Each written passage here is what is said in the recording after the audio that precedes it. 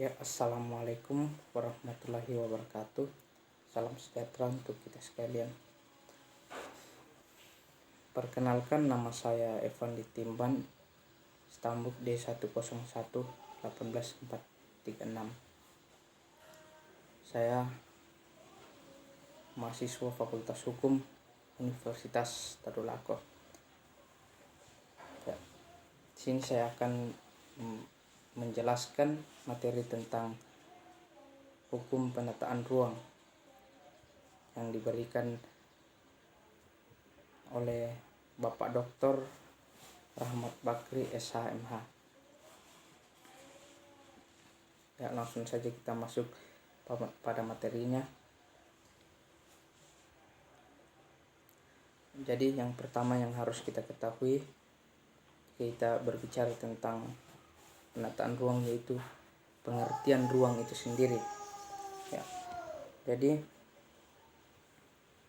pengertian ruang menurut Undang-Undang Nomor 24 Tahun 1992 tentang penataan ruang, di sini dijelaskan yaitu ruang adalah wadah yang meliputi ruang daratan, lautan, dan udara sebagai suatu kesatuan wilayah, tempat manusia dan makhluk lainnya hidup dan melakukan kegiatan serta memelihara kelangsungan hidupnya. Kemudian yang kedua, pengertian ruang yang kedua yaitu Undang-Undang Nomor 26 Tahun 2007 tentang penataan ruang.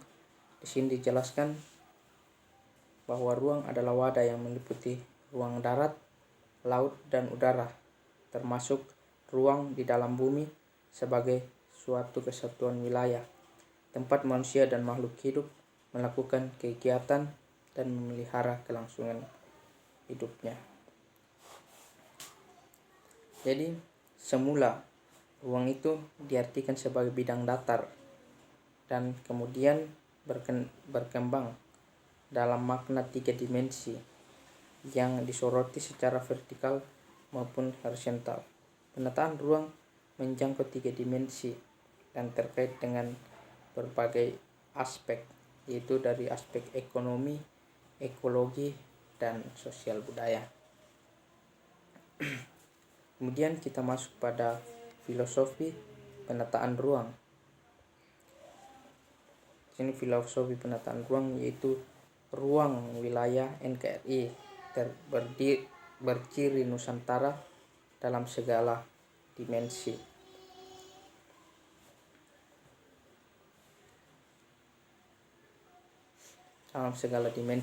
Yaitu kesatuan wadah dan sumber daya. Kemudian itu dikelola dengan baik, yang berdaya guna yaitu kaidah penataan ruang, dan berhasil guna yang berkelanjutan. Kemudian tujuan negara itu sendiri yang kita ketahui, yaitu tujuan negara di negara kita yaitu kesejahteraan umum dan keadilan sosial. Kemudian di sini muncul pertanyaan, yaitu mengapa penataan ruang itu diperlukan? Jadi sini saya akan menjawab mengapa hukum penataan ruang itu diperlukan. Jadi hukum penataan ruang itu sangat diperlukan bagi kehidupan kita. Yang pertama, kita lihat dari segi statis dan dinamisnya, yaitu ruang bersifat tetap. Aktivitas manusia berkembang sehingga kebutuhan ruang itu bertambah. Kemudian kita lihat di sisi potensi konflik, yaitu konsekuensi bertambahnya kebutuhan yang adalah terjadinya konflik sengketa ruang. Kemudian yang ketiga, kepastian hukum, yaitu masyarakat butuh kepastian sampai kapan bisa menempati ruang ini. Kemudian yang keempat, atasi kesenjangan. Jadi kita harus mengatasi kesenjangan, yaitu dengan adanya kesenjangan akses atas ruang, populisme, dan konsumerisme. Ya, jadi itu pertanyaan dari mengapa hukum penataan ruang itu diperlukan. Kemudian di sini ada 3 aspek dalam penataan ruang. Pertama kita lihat dari aspek ekologi atau biasa disebut dengan lingkungan, yaitu kondisi fisik dan daya dukung lingkungan, konversi guna lahan menjadi kawasan terbangun, banjir, polusi.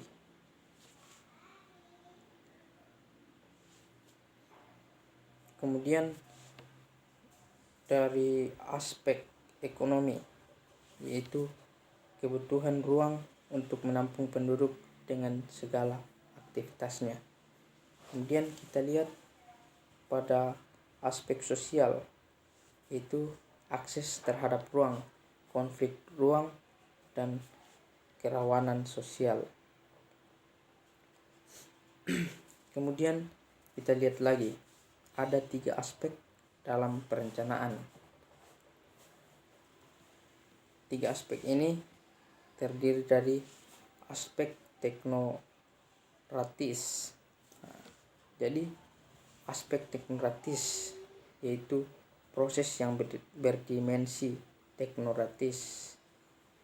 Jadi dimaksudkan sebagai validasi atas suatu perencanaan. Kemudian kita lihat aspek yang kedua. Aspek yang kedua yaitu partisipatif.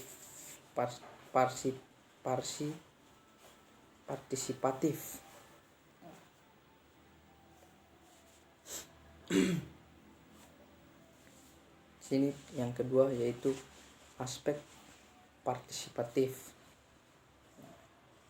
Sini aspek partisipatif yaitu proses yang berdimensi partisipatif.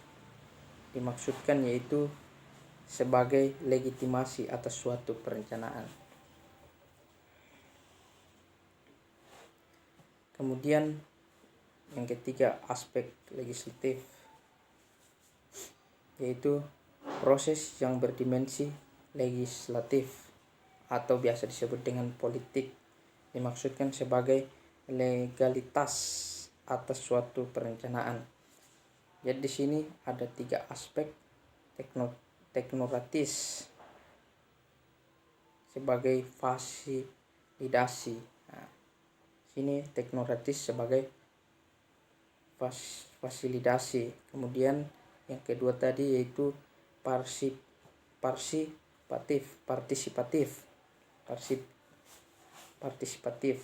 Nah, di sini partisipatif ini sebagai legitimasi. Kemudian yang ketiga yaitu legislatif. Di sini legislatif yaitu sebagai legalitas. Kemudian yang terakhir yaitu fungsi pokok penataan ruang. Sini terbagi menjadi 3. Yang pertama yaitu instrumen pengaturan. Sini instrumen pengaturan yaitu mengatur dan mengendalikan penggunaan lahan. Kemudian yang kedua yaitu instrumen pengendali. Sini instrumen pengendali yaitu menjaga agar benturan kepentingan dalam penggunaan lahan dapat diatasi dengan serasi.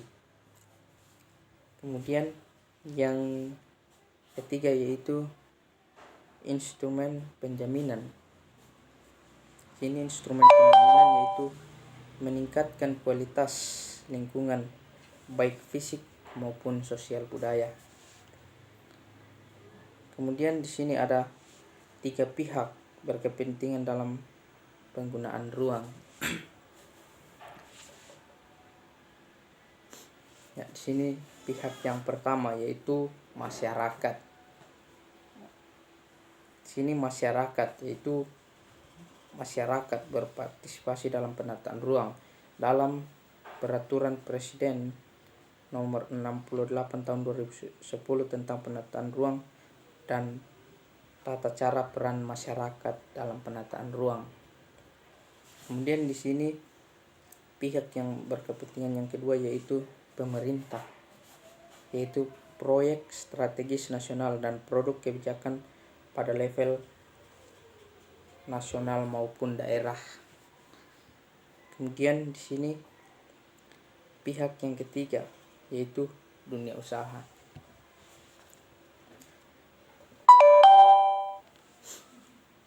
Sini hampir 70% kegiatan pembangunan didominasi masyarakat dan dunia usaha.